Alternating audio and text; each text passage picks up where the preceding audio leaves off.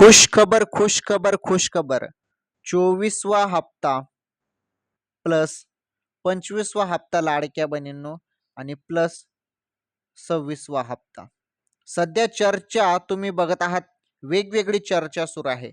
कोणी म्हणत आहे 3,000 रुपये वाटप होईल, कोणी म्हणत आहे 4,500 रुपये वाटप होईल, तर कोणी म्हणत आहे 1,500 रुपये वाटप होईल.